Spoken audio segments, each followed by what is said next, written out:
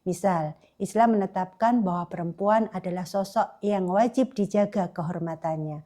Maka Islam melarang siapapun untuk mengeksploitasi, melakukan kekerasan, menjadikan objek seksualitas dan lain-lain kepada perempuan.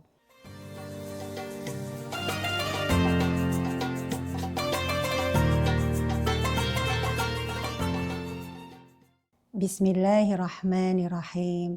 Assalamualaikum warahmatullahi wabarakatuh. Alhamdulillahi rabbil alamin. Wassalatu wassalamu ala asrafil anbiya'i wa mursalin wa ala alihi wa sahbihi ajma'in. Rabbi shrahli sadri wa yassirli amri wahlul uqdatam min lisani yafqahu qawli. Amma ba'd. Pernyataan bahwa baiknya sebuah negara sangat bergantung pada baiknya masyarakat. Dan baiknya masyarakat bergantung pada baiknya individu yang merupakan hasil cetakan sebuah keluarga. Seperti dua sisi mata uang yang tidak terpisahkan. Oleh karena itu, manakala ketahanan keluarga di sebuah negara hancur, maka bersiap-siaplah masyarakat dan negara tersebut menyusul kehancurannya. Keluarga memiliki peran strategis dalam proses pendidikan anak, bahkan umat manusia. Keluarga lebih kuat pengaruhnya dari sendi-sendi yang lain. Pasalnya, sejak awal masa kehidupannya, seorang manusia lebih banyak mendapatkan pengaruh dari keluarga. Karena waktu yang dihabiskan di keluarga lebih banyak dibandingkan di tempat yang lain. Pada hakikatnya, pendidikan dalam keluarga merupakan pendidikan sepanjang hayat. Pembinaan dan pengembangan kepribadian serta penguasaan sakofah Islam dilakukan melalui pengalaman hidup sehari-hari dan dipengaruhi oleh sumber belajar dalam keluarga, terutama ayah ibunya. Keluarga adalah tempat pembelajaran anggota-anggotanya, terutama pendidikan yang dilakukan orang tua kepada putra-putrinya. Allah Subhanahu wa Ta'ala berfirman, A'udzu billahi minasyaitonir rajim. Ya ayyuhalladzina amanu qu anfusakum wa ahlikum nara waquduhan nasu wal hijarah. Artinya, wahai orang-orang yang beriman, peliharalah diri kalian dan keluarga kalian dari api neraka yang bahan bakarnya adalah manusia dan batu. Quran Surat At-Tahrim ayat 6. Dari sinilah keluarga menjadi basis munculnya generasi pembangun sebuah peradaban. Namun bila dicermati, ternyata kondisi keluarga saat ini jauh dari ketenangan dan kasih sayang. Kerusakan keluarga menjadi fenomena yang banyak dijumpai. Contohnya perceraian. Tidak bisa dipungkiri dari tahun ke tahun tren perceraian di Indonesia semakin meningkat. Data Pengadilan Agama Surabaya mencatat bahwa perceraian sepanjang 2025 mengalami peningkatan dibandingkan tahun sebelumnya. Pada tahun 2025 tercatat sebanyak 1.611 perkara cerai talak dan 4.469 perkara cerai gugat. Kasus ini didominasi oleh cerai gugat yang diajukan oleh pihak perempuan. Faktor ekonomi menjadi penyebab paling dominan dalam tingginya angka perceraian tersebut. Kasus lain yang banyak dijumpai adalah KDRT. Surabaya adalah daerah dengan jumlah kasus kekerasan terhadap perempuan tertinggi di Jawa Timur sepanjang tahun 2024, yaitu 254 korban. 35% kekerasan terhadap perempuan dewasa di Surabaya dipicu oleh adanya orang ketiga dan 25% karena masalah komunikasi antar pasangan.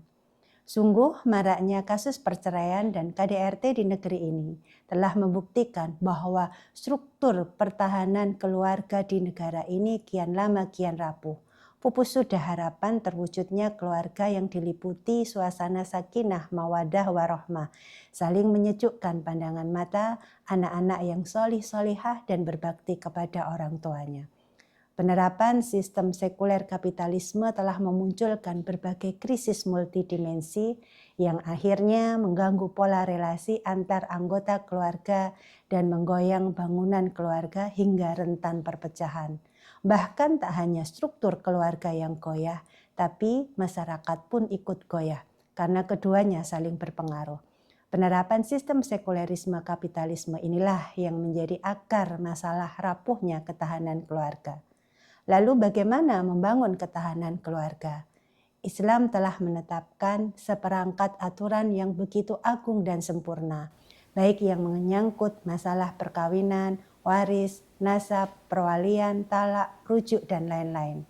Dalam pandangan Islam, keluarga adalah bagian penting dalam masyarakat. Keluarga adalah benteng pertahanan terakhir dalam menghadapi berbagai ancaman, tantangan, dan gangguan yang akan merusak dan menghancurkan tatanan masyarakat Islam yang bersih dan tinggi. Keluarga adalah tempat memenuhi naluri melestarikan keturunan, tempat menebar rahmat, serta memiliki posisi politis dan strategis sebagai madrasah, sebagai tempat perjuangan, serta sebagai tempat mencetak generasi cemerlang. Pemirsa Kafah Channel yang dirahmati Allah, Islam juga memiliki konsep dalam membangun masyarakat dan negaranya termasuk menjaga ketahanan keluarganya dengan penerapan syariat Islam secara kafah dalam institusi politik khilafah Islamiyah. Dalam sistem Islam, pemimpin adalah pengurus rakyat dan bertanggung jawab atas urusan rakyat. Maka khilafah akan melakukan aktivitas untuk mencegah kerusakan keluarga. Di antaranya, yang pertama, melandasi bangunan keluarga atas dasar takwa. Dengan takwa sebagai modal dan benteng utama dalam membangun sebuah keluarga, karena melandasinya dengan nilai ibadah, pahala, dan mencari ridha Allah dalam beraktivitas.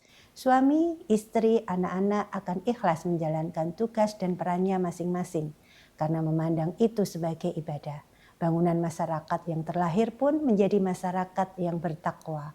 Yang kedua, membangun relasi yang benar antara laki-laki dan perempuan. Islam memandang bahwa laki-laki dan perempuan sama derajatnya di hadapan Allah. Dan Islam menggariskan posisi, peran, dan tanggung jawab yang berbeda atas keduanya agar tercipta keharmonisan. Misal, Islam menetapkan bahwa perempuan adalah sosok yang wajib dijaga kehormatannya. Maka Islam melarang siapapun untuk mengeksploitasi, melakukan kekerasan, menjadikan objek seksualitas, dan lain-lain kepada perempuan. Negara khilafah juga akan memberlakukan larangan khalwat, ikhtilat, dan kewajiban berjilbab serta berkhimar ketika keluar rumah bagi perempuan agar terjaga kehormatannya. 3. Islam memerintahkan agar negara memberikan jaminan penjagaan dan pelaksanaan secara sempurna fungsi dan peran laki-laki serta perempuan secara optimal. Negara khilafah berkewajiban memastikan setiap individu, keluarga, dan masyarakat bisa sejahtera. Negara harus memastikan terpenuhinya kewajiban setiap kepala keluarga atau para wali untuk mencari nafkah dengan menyediakan lapangan kerja bagi laki-laki, memberikan pendidikan dan pelatihan kerja, bahkan jika dibutuhkan akan memberikan bantuan modal. Sehingga perempuan tidak harus bekerja keluar rumah yang berpeluang diperlakukan keji. Islam juga menetapkan bahwa pergaulan suami istri adalah pergaulan persahabatan. Suami istri berhak mendapatkan ketentraman dan ketenangan. Kewajiban nafkah ada di pundak suami yang bila dipenuhi akan menumbuhkan ketaatan pada diri istri. Yang keempat, pelaksanaan hak dan kewajiban suami istri inilah yang menciptakan mawaddah warahmah dalam keluarga. Pelaksanaan aturan Islam secara kafah oleh institusi khilafah akan menjamin kesejahteraan ibu dan anak-anaknya, baik dari aspek keamanan, ketentraman, kebahagiaan hidup, dan kemakmuran, sehingga ibu tidak harus dipusingkan dengan segala kesempitan ekonomi, beban ganda, tindak kekerasan, dan pengaruh buruk lingkungan yang akan merusak keimanan dan akhlak dirinya serta anak-anaknya. Dengan penerapan hukum Islam, kemuliaan para ibu sebagai pilar keluarga dan masyarakat akan terjaga. Peran politis dan strategis terpenuhi hingga mereka mampu melahirkan generasi yang unggul dan berakhlak mulia. generasi yang akan melanjutkan estafet kepemimpinan dan pembangun peradaban mulia. Semoga apa yang disampaikan bermanfaat dan memotivasi para perempuan membangun ketahanan keluarganya. Wallahu a'lam bishawab. Assalamualaikum warahmatullahi wabarakatuh.